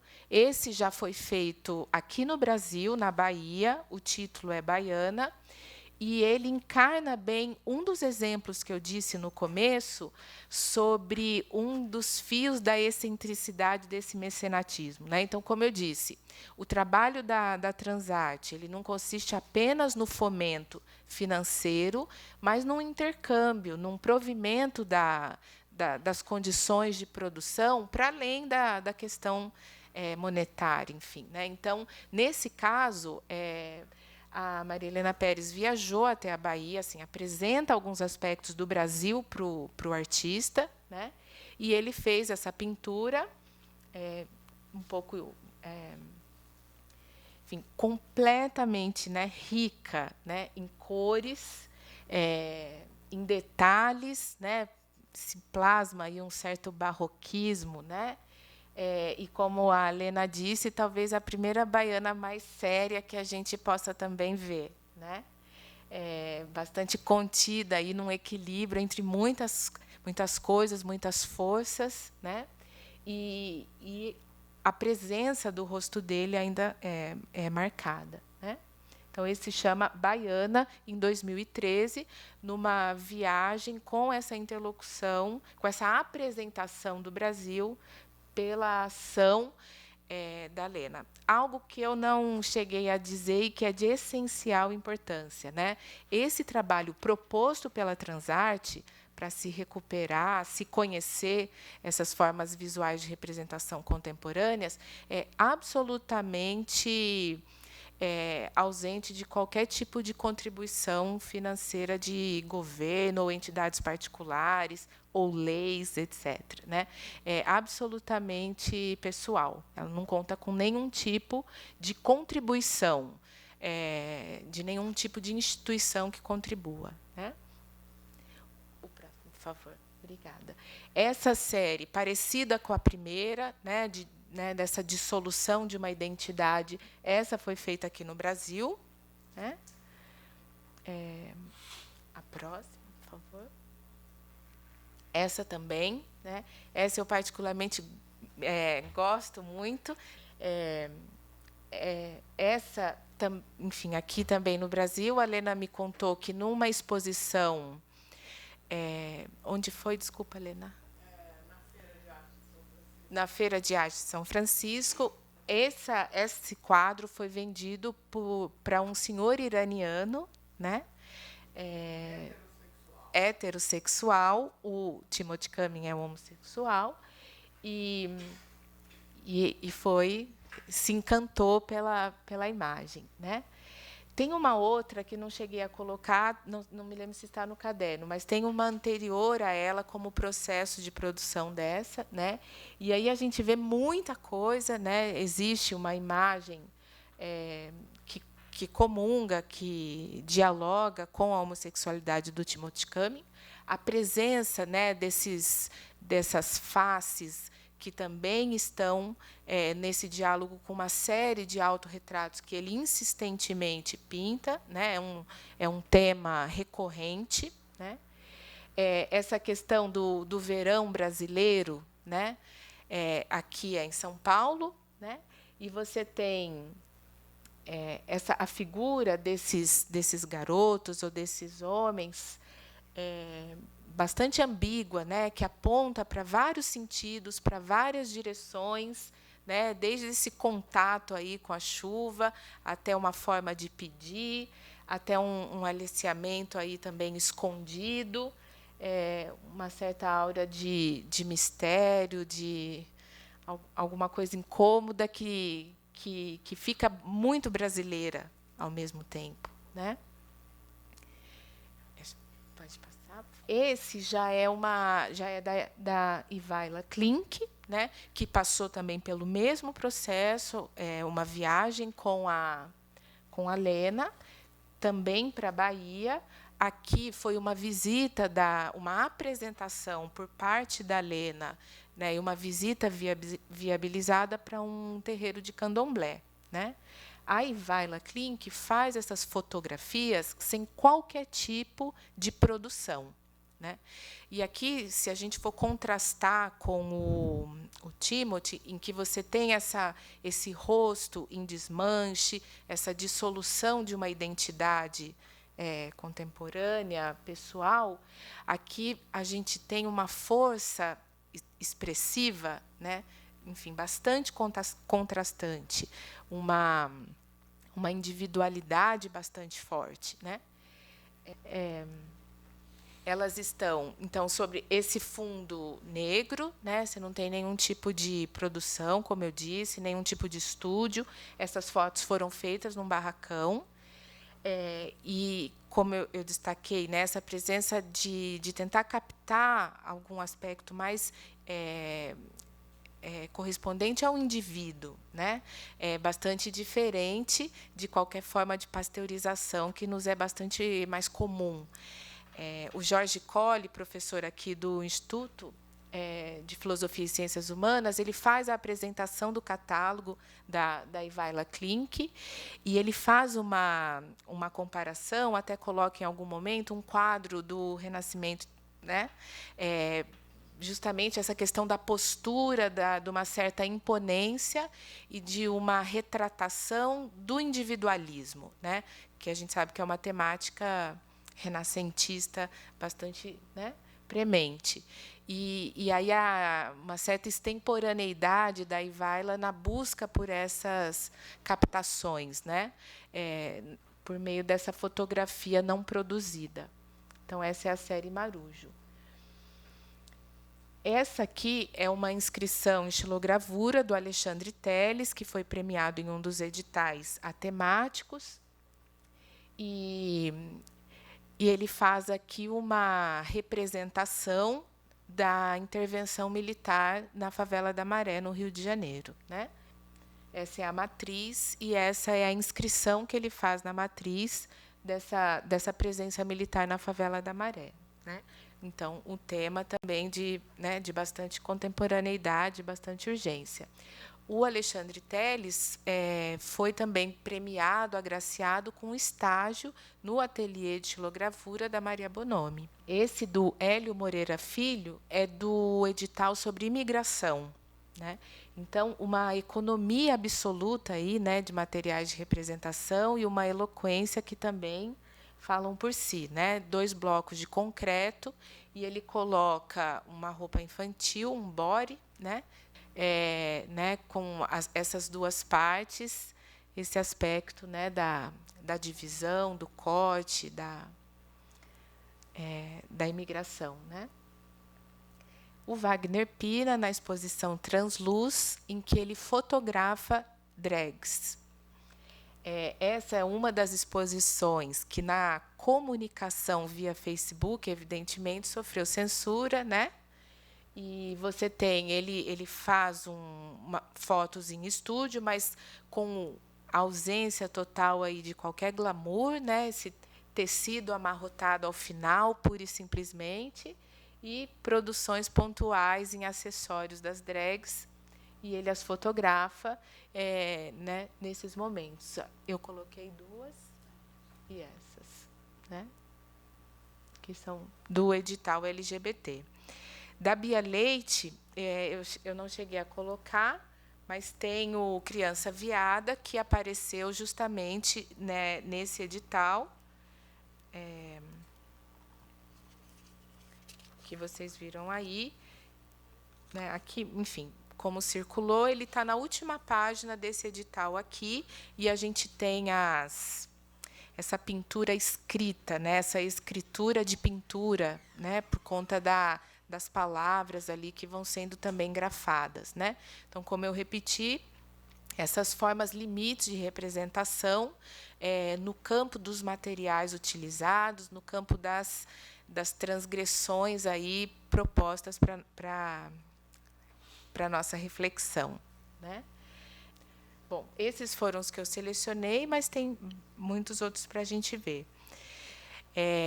Em relação aos editais, a Maria Helena Pérez conta que, de modo geral, eles receberam, ao longo desses 4 editais temáticos, né, fora esses que vieram especificamente para artistas individuais, em torno de 400 trabalhos para cada edital, né, com uma seleção que cai para em torno de 50, enfim, né?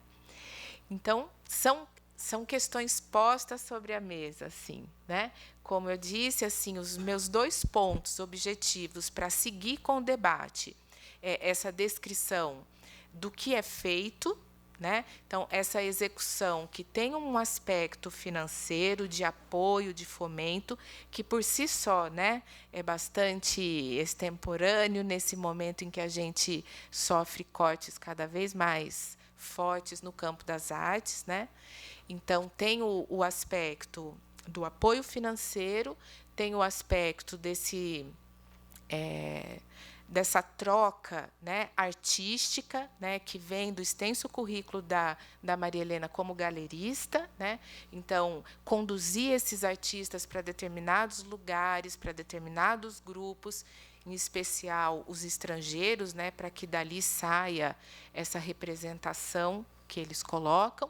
E o terceiro ponto, que é essa viabilização, segundo aspecto financeiro, nas exposições abertas na Transarte, em que fica clara ali a tentativa de se divulgar e de se vender a preços acessíveis, facilitadores, para se contrapor ao colecionismo de obras de arte, como a Helena fala, geométricas,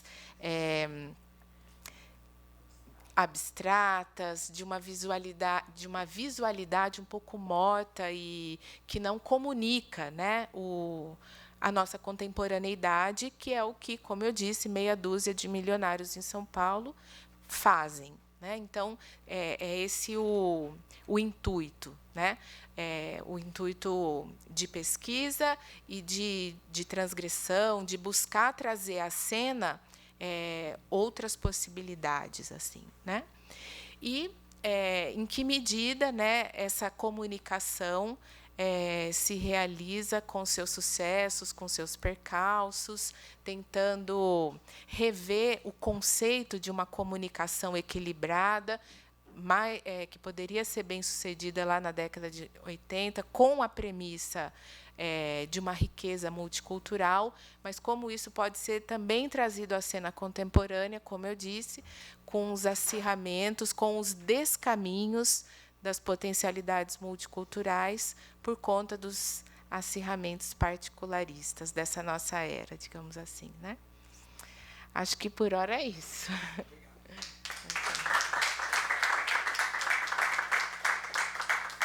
Marília e a Maria Helena pela presença, por trazer os catálogos, né?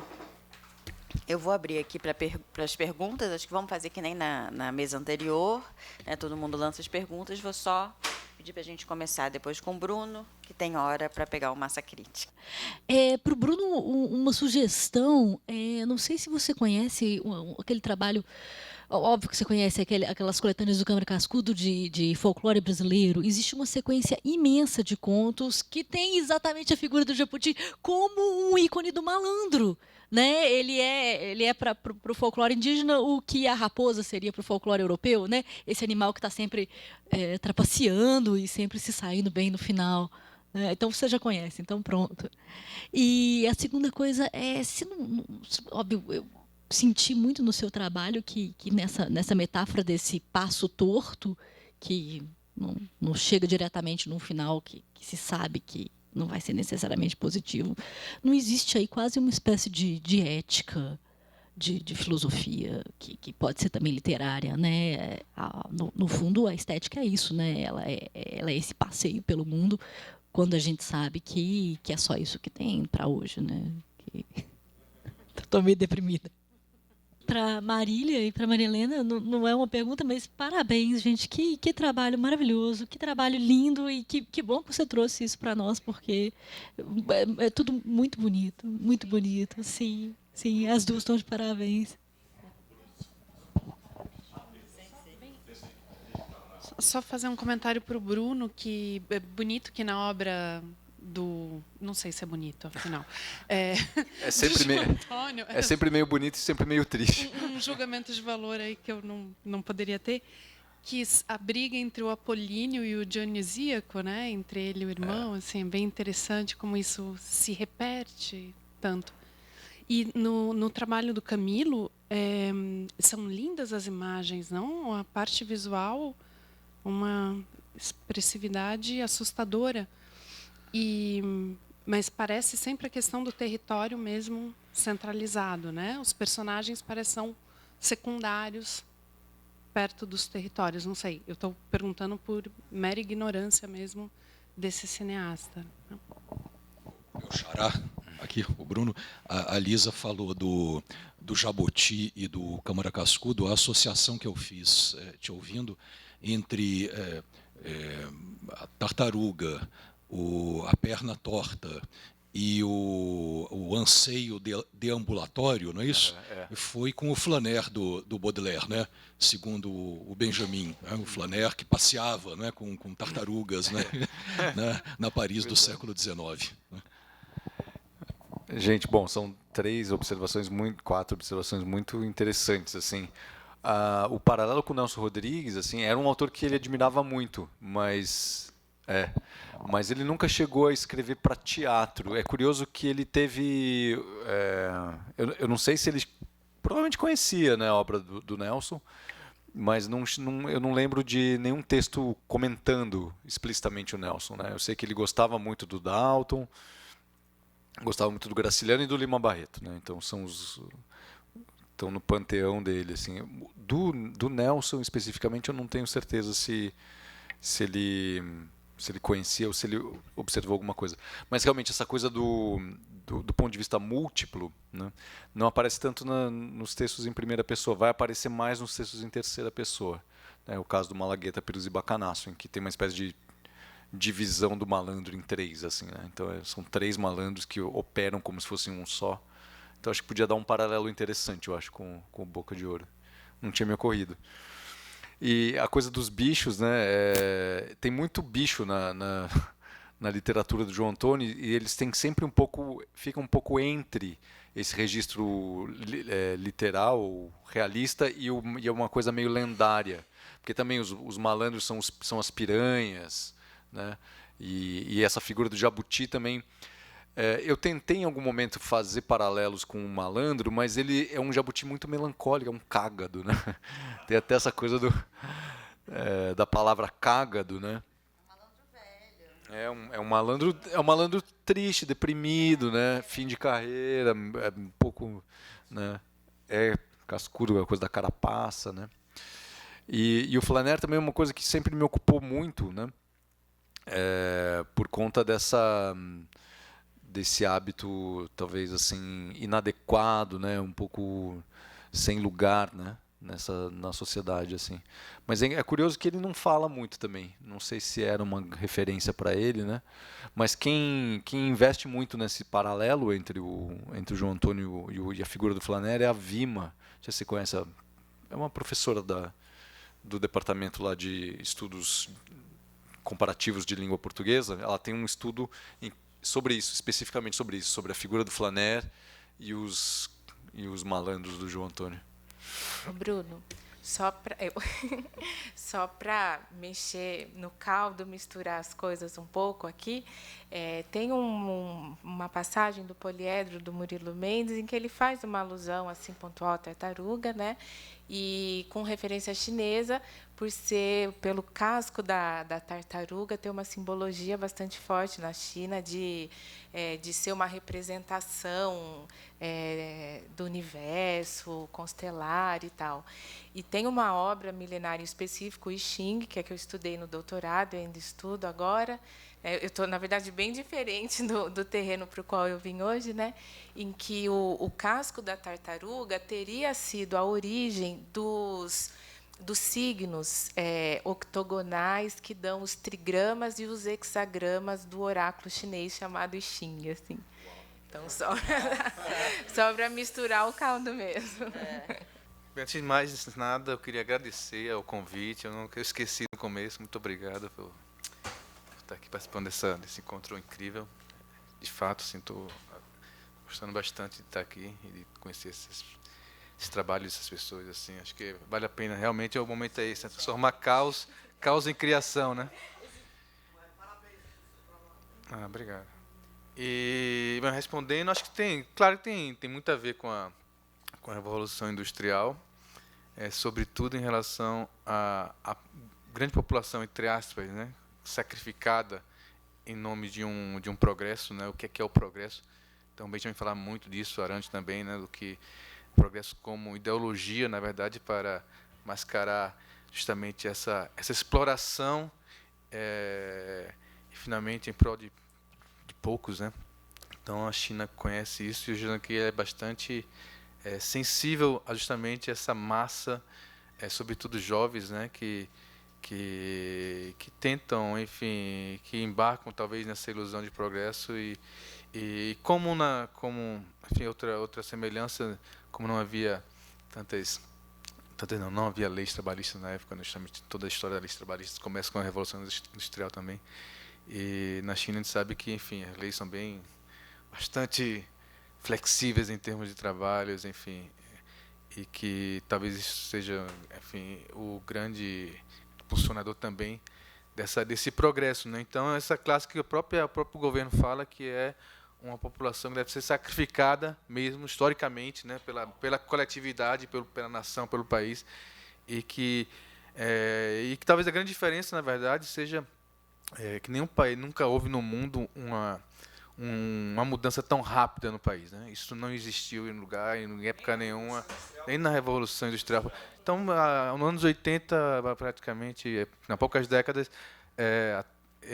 a China era um país agrário com uma indústria, apenas a indústria pesada, né? Metalúrgica, enfim. Então, e hoje em dia já está praticamente ultrapassando os Estados Unidos. Então, enfim, é muito rápido, né? As mudanças e essa população que está ali no meio, nessa população sacrificada, que é justamente essa onde o Jiangxi quer olhar, né? Ou seja, quer olhar como uma plataforma para que eles não esqueçam justamente, se perde meio as referências históricas, né? Então eles estão meio perdidos assim no fluxo, né, do progresso, e talvez ele quer justamente nessa questão de colocar realmente o pé no chão e dar novas, mesmo que não de uma maneira melancólica, mas dar uma certa consciência histórica para essas pessoas e cultural para essa geração que para eles se encontra num estado meio bastante precário, né? Não só material, mas também simbólico, afetivo, histórico. Então é isso. Mas a grande diferença também talvez seja porque assim, hoje em dia assim, já é um mundo globalizado, né? Então temos superposições de várias realidades, de várias temporalidades, né? E até respondendo já a questão do espaço, né? Do espaço no filme dele, ele não é justamente um cineasta de close-ups, né? É um cineasta realmente de espaços, né? Então inclusive ele afirma várias vezes, né, que desenvolve justamente sobretudo no filme Em Busca da Vida, é bem claro isso, a relação com a paisagem. A paisagem que é um termo que vem da estética, né? Hoje em dia a gente quer vender o turismo com paisagem, tal. Acho que paisagem é tirar um selfie, né, de um negócio, mas a paisagem justamente ela nasceu na Europa, né, com o paisagismo, né, na Holanda no século XVI e XVII, e na China bem antes. Na China foi no século III, né, com a poesia e depois com a pintura, né? Então, a paisagem já vinha com uma relação estética, uma ação estética do homem em relação ao mundo, né? E essa estética, ao mesmo tempo, é interessante porque não que não era coisa em si, ao mesmo tempo era coisa em si, claro, o mundo físico, né? E ao mesmo tempo a sua visão no mundo, né? Então a minha tese foi um pouco sobre isso, sobre o espaço imaterial do cinema dele, como ele resgatava essa, digamos assim, essa herança cultural, estética chinesa, né? E aplicava no cinema, que entre aspas uma arte, não representativa, icônica e tal. Mas ao mesmo tempo ele conseguia quebrar essa digamos assim, essa verdade justamente com relação com o trabalho com o espaço. Primeiro um trabalho histórico, né, mostrando evidências, né, de superposições de temporalidades no mesmo lugar, ou seja, o espaço tem a historicidade dentro dele, várias na verdade, né. O Warburg, Abby Warburg falava muito disso, né, já.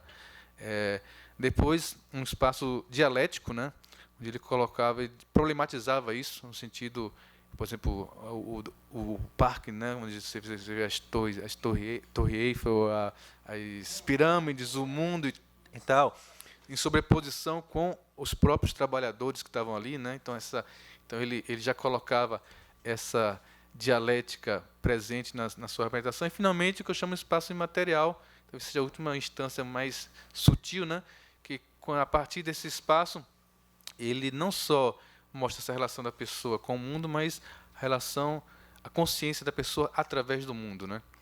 Então é engraçado porque isso tem muito a ver com lá atrás, né, com a poesia asiática, né, japonesa, e chinesa de observação, que não apenas uma observação, mas se vê através das coisas, né? Então através do mundo se toma consciência de si, toma consciência de seu lugar histórico também. Então acho que ele pode ter muita atenção nessa relação estética com o mundo, né? Com o espaço. Só uma perguntinha, eu não conheço o cinema, mas os filmes específicos, mas essa questão das superposições, queria saber se tem algum tipo na abordagem formal ali do que você estuda, a questão dos ideogramas de Eisenstein, alguma coisa assim. Enquanto na parte da sua pesquisa, né? Uhum. É muito legal a questão do ideograma, porque além da história do cinema de Eisenstein, né, dizendo que o ideograma chinês é interessante para a arte da representação, sobretudo para o cinema, né, da montagem, porque o cinema não é A mais B, não é exatamente A mais B, pode ser C, né?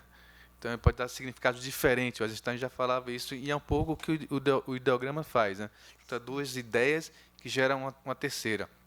Mas em relação à China, o ideograma também tem a ver, na verdade, escrita e pintura não tem essa diferença como tem na nossa cultura, né?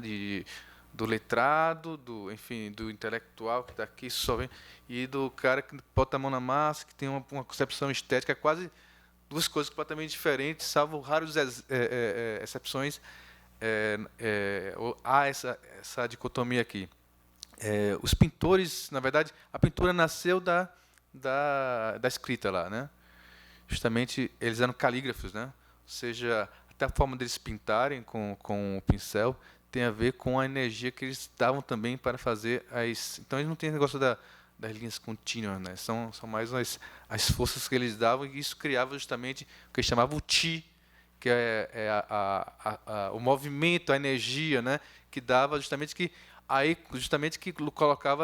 dava à pintura uma conexão, né, direta com a energia cósmica.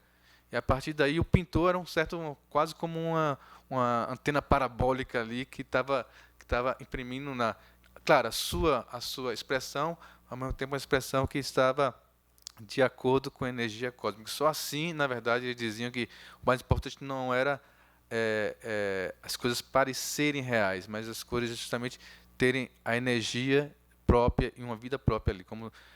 O importante não é pintar nuvens que pareçam de fato com nuvens, mas justamente pintar a vontade de voar. Bom, gente, agora a gente tem que encerrar. Temos os lançamentos. Temos 2 lançamentos, né, que é o Viagem à América do Sul, né, do Aiting, organizado pelo FUT, com tradução da nossa colega Fanchim, e temos o lançamento das Escritas Libertárias da Vera Chalmers.